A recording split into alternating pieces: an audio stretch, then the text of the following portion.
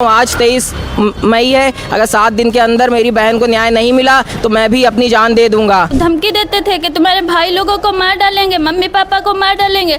इसीलिए दीदी जी ने अपनी जान खो दी कि मैं मम्मी पापा भाई को ना कुछ। सास भी बाल नोची थी और तकिया से मुंह दबाई थी और कह रही थी गाड़ी नहीं लाओगे तो बिना बार गेट नहीं खोलेंगे। मेरी बहन की मौत के सीधे जिम्मेदार उनके पति शुभम टंडन, उनकी सास गीता टंडन, उनके ससुर गिरधर नारायण टंडन, तीनों बहनें तथा उनके पति हैं। उत्तर प्रदेश की राजधानी लखनऊ में लखनऊ पुलिस कमिश्नरेट के लचर रवैये और लापरवाही से एक नवविवाहिता की जान चली गई, जिसका नाम प्रिया दीक्षित था। प्रिया दीक्षित के परिजन हमारे साथ हैं, उनकी माता जी हैं, उनसे बात करेंगे। क्या कुछ मामला है माता जी? वहाँ बहुत प्रताड़ित करते थे, मारते फिरते थे। वो 6 लाख रुपए शादी से पहले 5 लाख ले लिए थे घर में और 6 लाख रुपए और 4 पहिए की गाड़ी की मांग थी। कहते लेके आओ तभी घर में आने देंगे। 2 फरवरी को मारपीट करके घर से निकाल दिए थे और उसको कहीं पेट पे कहीं पीठी पे ऐसे प्रताड़ित करके मारते फिरते थे। और सास भी बाल नोची थी और तकिया से मुंह दबाई थी और कह रही थी गाड़ी नहीं लाओगे तो बिना बार गेट नहीं खोलेंगे। और 3 बार बिटिया गई थी, हम नहीं जानते। 3 बार बिटिया गई, पुलिस भी बुलाया, 112 में बुलाया, गेट नहीं खोला। कहने लगी तुम्हारे बाप का घर नहीं है, दहेज में नहीं लाई हूँ, तुमको नहीं लाने देंगे, घर में नहीं घुसने देंगे। ससुर ने ऐसे कहा, ससुर ने ऐसे कहा, सास ने कहा था, पति ने भी मारा और कहता है हम सरकारी टीचर हैं, हम पढ़ाने जाते हैं, हमको हम अदर कहीं शादी करते तो 30 से 40 लाख रुपए मिलते। तुमने तो कुछ दहेज इतना नहीं दिया, बस 25-30 लाख ही तो दिया है। गाड़ी लेके आओ तब घर में आने देंगे ऐसे दहेज के लिए। 10 दिसंबर 2024 को शादी हुई, फिर 2 फरवरी को ही वो लोग प्रताड़ित करना शुरू कर दिए। 2 फरवरी से पहले ही 2 फरवरी को तो मारपीट करके 1 फरवरी को लड़ाई करी, 2 फरवरी को भाइयों को फोन किया, फोन करके रात ही में निकालने दे रही थी घर से, लेकिन फिर भाई रात में नहीं लाए। भाइयों को भी मारा पीटा शुभम टंडन ने। और फिर उसके बाद सुबह बिटिया 10-11 बजे छोटे भाई के साथ आई। छोटे भाई के साथ में 2 जोड़ी कपड़े ले। आप पिताजी हैं? हाँ, मैं पिता हूँ। 2 जोड़ी कपड़े उसने उसकी सास ने डाले बैग में और सूटकेस में, और सारा सामान उसका जो स्त्री धन होता है अपने पास दूसरे दिन ही ले लिया। कहलब पूरे कपड़े वगैरह हर चीज कहलब। बिटिया को जब भेजा कहलब, लड़ाई झगड़ा थोड़ा आपस में भी चलता रहता है, बिटिया को भेजा तो एक बड़ा सा सूटकेस में ओनली फॉर 2 पीस कपड़े डाल करके भेजा। बोला इतना ही ले जाइए आप, ये किया दिखाने के लिए। अरे जब आप पुलिस के पास गए, पता चला आपको कि प्रिया के साथ तकिए से मुंह दबाया गया, उनको प्रताड़ित करा जा रहा है, तो पुलिस का कैसा रवैया था आप लोगों? पुलिस ने बोला हमको हमारी एप्लीकेशन लिखा, बुलाया, कहला बातचीत किया, उसके बाद मध्यस्थता करवाई पुलिस ने। हाँ, मध्यस्थता कराई, मगर वो एग्री नहीं हो रहा था। एग्री नहीं, कभी नहीं, कुछ नहीं कर पाएंगे। कुछ भी कर लो, कुछ भी नहीं कर पाएंगे, हम तो अपने लड़का की दूसरी शादी करवा के रहेंगे। पुलिस प्रशासन कुछ भी नहीं कर पाएगी। जनता दरबार में भी गए थे मुख्यमंत्री योगी आदित्यनाथ के? हाँ, वहाँ गए थे, एप्लीकेशन लगी, वहाँ गए थे, वहाँ से वहाँ भी सुनवाई नहीं हुई। जनता दरबार में जी, वहाँ सुनवाई। दरबार में हम भाभी अन्वेषा दीदी जी को जनता दरबार में भी ले गए, महिला आयोग में, ठाकुरगंज थाने में और बालागंज चौकी में, कहीं से भी कुछ नहीं कराया। 112 नंबर पुलिस बुलाते थे तब भी वहाँ कोई नहीं घर के अंदर करवा पाया। 5 से 6 बार गए थे, हम भी छोड़ने गए थे। सारी मोहल्ले की औरतें आके गेट के सामने खड़ी हो जाती थी, तब भी जीजा जी ने बहुत परेशान किया, बहुत परेशान किया, तभी भी दीदी जी ने अपनी जान खो दी। महिला आयोग के पास आप लोगों ने लेटर भेजा, उधर से भी कोई कार्रवाई नहीं हुई? नहीं, कोई नहीं कार्रवाई हुई, कहीं से भी नहीं हुई कार्रवाई। तकिया रख के मुंह दबाते थे कि हम तुमको मार डालेंगे, सूट फाड़ डाले थे जीजा जी। उनके सास ससुर सब कपड़े फाड़ते थे, उनकी ननद नंदोई सब ननद कहती थी हार नहीं लाए। ननद तीनों हार मांगती थी। तीनों उनकी ननद जो हैं वो बाहर रहती हैं, वो बहुत उनको प्रताड़ित करती थी फ़ोन पे।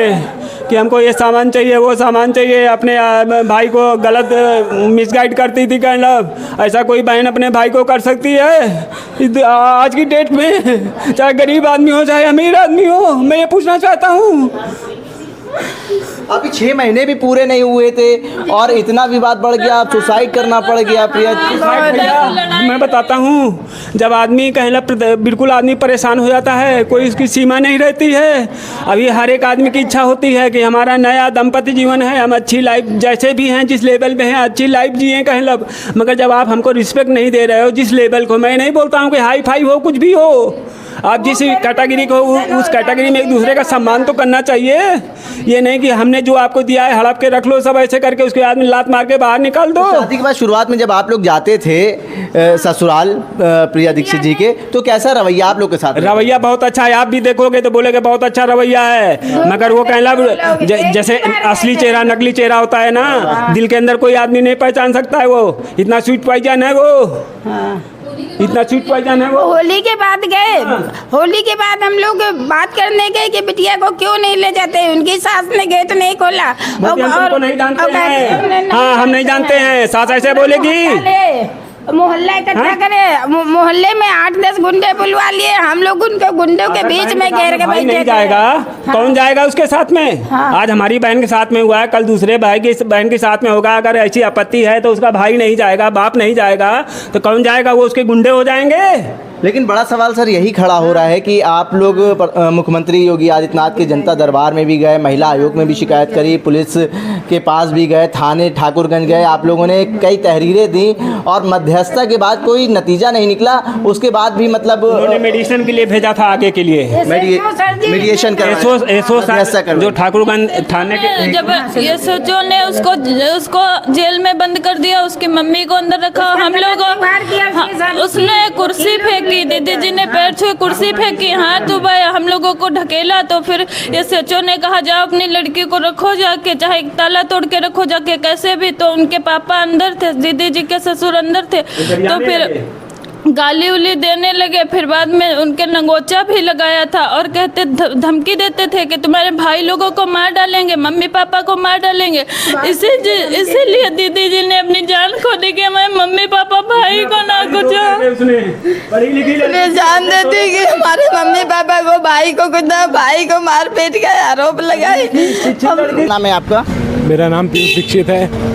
मेरा नाम पीयूष दीक्षित है और मेरी सिस्टर प्रिया दीक्षित, उसकी एकदम लापरवाही के नतीजे दहेज ससुराल वालों के चाहे दहेज और उसको बहुत ही ज़्यादा प्रताड़ित करना शारीरिक और मानसिक तौर पे, और उसको जबरदस्ती घर से बाहर निकाल दिया उन्होंने। उसने कई बार 6 से 7 बार घर जाने की कोशिश की। मौके पर 112 डायल करके पुलिस को भी बुलाया, बट उनकी सास कहती थी क्या तुम ये घर जो है दहेज में लेकर आई हो? क्या ये तुम्हारा घर तुम्हारा दहेज का है? नहीं ना, तो तुम इस घर में नहीं रह सकती हो। उससे दहेज में गाड़ी और पैसे की ज़बरदस्ती मांग करती रहती थी। हम लोगों ने पैसे दिए भी और जितना हो सकता था सारी चीज़ें की, बट वो नहीं मानी और उसको निकाल दिया, प्रताड़ित करती रही। हम लोगों ने इसकी कंप्लेंट पुलिस में भी आगे की, पुलिस ने बुलाया, समझाने की भी कोशिश की, बट वो जब भी आता था हमेशा यही कहता था कोई भी पुलिस प्रशासन, कोई भी कानून, किसी भी चाहे तुम कितना भी कुछ करवा लो, कोई भी तुम्हारी मदद नहीं कर सकता। पर ना तो पुलिस प्रशासन ना ही कोई और किसी भी तरीके से मेरी बहन की मदद नहीं कर पाया और अंत में आके उसने जान दे दी।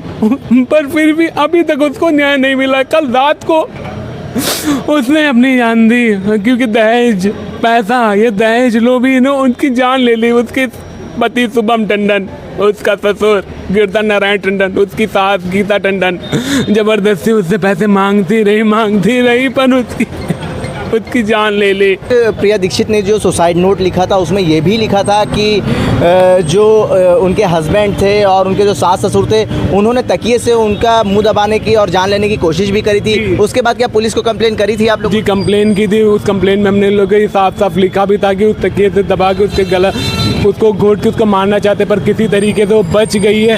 बट इसके बाद भी कोई ऐसा नहीं हुआ कि जाके उसको गिरफ्तार किया जाए, उनके खिलाफ कोई कानूनी कार्रवाई की जाए, ऐसा नहीं हुआ। सिर्फ हमारी बहन प्रताड़ना झेलती रही और अंत में इस समाज से, इन दहेज लोभियों से, इस कानून से हार गई और वो अब इस दुनिया में नहीं रही। क्या कहेंगे आप? मेरी बहन की मौत के सीधे जिम्मेदार उनके पति शुभम टंडन, उनकी सास गीता टंडन, उनके ससुर गिरधर नारायण टंडन, तीनों बहनें तथा उनके पति हैं। क्यों? क्योंकि शादी के बाद से ही 10 दिसंबर 2024 के बाद से ही लगातार उनसे वो दहेज की मांग करते थे, और जिसको हम लोग पूरा नहीं कर पाते थे उसके लिए वो उसे प्रताड़ित करते थे। कहते थे घर से पैसा लेके आओ, कुछ भी करो, गाड़ी लेके आओ। 6 महीने भी पूरे नहीं हुए थे शादी। जी 6 महीने, यही हम लोग भी कहते थे। अभी तो हुआ ही कह रहे हैं, मुश्किल से 6 दिन भी नहीं पूरे हुए थे। 17 तारीख से पहले उसको 1 हफ्ता होने से पहले उसके साथ मारपीट की गई थी। उसके दहेज उसके वो लोग कहते थे कि ननद कहती थी कि मेरे लिए सोने की अंगूठियाँ, और वो कहती थी मेरे हार हमें चाहिए, हमें सोने की चैन चाहिए, इतनी चीज़ें। मतलब हालांकि उससे पहले भी हम लोगों ने उनको सोने के गिफ्ट दिए भी थे, जल्दी दी भी थी, फिर भी उन लोगों का मन नहीं भरा, वो और पैसे चाहते थे, वो उनकी डिमांड रुकती ही नहीं थी। बड़ी बात, मेरी बहन खुद से जब इन्होंने उसे धोखे से 2 फरवरी को घर से निकाल दिया, उसके बाद वो 3 से 4 बार 6-6 घंटे 7-7 घंटे घर के बाहर खड़ी रहती थी, हाथ जोड़े खड़ी रहती थी। मैं भी उसके साथ रहता था, उसका भाई, मैं उसे छोड़ने आता था, बैग लेके मेरी बहन आती थी, 6-6 7-7 घंटे घर के बाहर खड़ी रहती थी। ये लोग उसे गाली देते थे और कहते थे जाओ, तुम्हें घर में नहीं रखेंगे, जो कहा है वो करके लेके आओ, उतने पैसे लेके आओ, कार लेके आओ, वरना इस घर में नहीं आने देंगे। इस देश का कोई भी कानून, इस देश का कोई भी न्यायालय तुम्हें इस घर के अंदर नहीं करवा पाएगा, नहीं करवा पाएगा। मेरी बहन ने 1 बार नहीं, 2 बार नहीं, 3 बार कोशिश करी, यहाँ पे मध्यस्थता करवाई गई, तब भी उन्होंने यही कहा हम नहीं रखेंगे इसे। साफ साफ वो पुलिस प्रशासन से कह के गए कि हम नहीं रखेंगे, और ये बता नहीं पाते थे किस लिए नहीं रखेंगे, क्योंकि इन्हें पैसा चाहिए था। इस वजह से मेरी बहन ने वहाँ पे जब रहती भी थी 112 मिलाया, हर बार 112 मिलाया, कोई पुलिस ने सहायता नहीं करी। बार मध्यस्थता हुई थी? मध्यस्थता यहाँ पे 2 से 3 बार सर हुई थी, लेकिन तीनों बार में ही वो अपने वकीलों के साथ FIR नहीं लिखी गई। FIR सर उसके बाद 14 मई को लिखी गई थी, जब हम लोगों ने और कहा कि अब हम लोगों को, क्योंकि इनके बहुत सारे झूठे आरोप ही हम लोगों पे लगाते जा रहे थे, और इनको, हमारी बहन को रखना ही नहीं था, इनको रखना था दहेज। ये कहते जब वो हमारी मांग पूरी करोगे, हमारे सारे दीदी जीजाओं के लिए जो जो हमने चीज़ें मांगी सोने की वो दोगे, तब जाके तुम इस घर में आ पाओगे, वरना इस दुनिया का कोई न्यायालय, कोई कानून, कोई पुलिस वाला, कोई जज तुम्हें इस घर में नहीं रखवा पाएगा। मांग थी उन लोगों की? सर उनकी मांग थी 6 लाख रुपए और क्रेटा गाड़ी, जिसे उन्होंने कहा था पूरी करना है 30 अप्रैल से पहले, किसी भी हाल में उनके दीदी जीजा आ जाएंगे उससे पहले मांग पूरी करनी है। उनकी दीदी जीजाओं के लिए सोने के मतलब ज्वेलरी जो उन्होंने बोली थी उस कहते उसको पूरी, हमेशा मेरी बहन को ताने दिया करते थे और अजीब सा बिहेवियर करते थे, उसको मारते थे, फिर उसके साथ खुशी का वीडियो बनाते थे कि ऐसे हैं, देखो तुम खुश रख रहे हैं तुम्हें, इस तरीके के। मेरी बहन से कहते थे मेरे लिए अच्छे अच्छे स्टेटस लगाओ कि मैं इस दुनिया का सबसे अच्छा पति हूँ, मैं ही सब हर तरीके का अच्छा इंसान हूँ। मेरी बहन से ये कहते थे मेरे लिए स्टेटस लगाओ, मेरी तारीफ़ें करो, इस तरीके की चीज़ें कहते थे, झूठ पूरी तरीके से। करते क्या थे? वो प्राइमरी टीचर हैं फतेह साहेब बाराबंकी में, प्राइमरी शिक्षक हैं वो सरकारी। इस तरीके से उन्होंने ये सारी कृत्य किए हैं मेरी बहन के, जो उन्होंने शारीरिक सारी प्रताड़ना दी। मेरी बहन ने थक हार के, जब कोई उसे सहायता नहीं प्राप्त हुई, घर में एंट्री का उसने जनता दर्शन प्रमुख मंत्री जी के वहाँ भी गई, महिला आयोग भी गई। मुख्यमंत्री के जनता दर्शन में गई तो क्या कुछ वहाँ से बात आश्वासन मिला, क्या कुछ बात हुई वहाँ? आश्वासन वहाँ से यही मिला कि पुलिस ने यहाँ से मीडिएशन के लिए चीज़ें लगा दी, लेकिन वो उसे घर के अंदर उसका राइट, वहाँ पे भी कोई कार्रवाई नहीं हुई? जी हाँ, तुरंत कार्रवाई नहीं हुई कि उसे तुरंत सजा दी जाए कि आप क्यों इतना दहेज मांग रहे हैं, क्यों इसको उन्होंने बहुत ही हल्के में लिया। वो आके उन्होंने ये इसको एक बहुत ही नॉर्मल तरीके से लिया। आज का दिन है कि मेरी बहन हम लोगों के साथ नहीं है, इसका मैं यहाँ पे सभी को बता रहा हूँ। आज 23 मई है, अगर 7 दिन के अंदर मेरी बहन को न्याय नहीं मिला तो मैं भी अपनी जान दे दूंगा। ये उत्तर प्रदेश का लॉ एंड ऑर्डर है। मुख्यमंत्री योगी आदित्यनाथ खुद महिला सशक्तिकरण, महिला सुरक्षा की बात करते थे, लेकिन दहेज प्रथा के चलते एक परिवार उजड़ गया। प्रिया दीक्षित ने आखिरकार आत्महत्या कर ली। अब उत्तर प्रदेश के लॉ एंड ऑर्डर और पुलिस व्यवस्था पे बड़ा सवाल उठ रहा है, और सबसे बड़ी बात ये भी है कि उत्तर प्रदेश में महिला सुरक्षा और महिला सशक्तिकरण के लिए जो दावे करे जा रहे हैं वो किस हद तक सही है। भारत एक सोच के लिए आकिब मिराज खान, लखनऊ।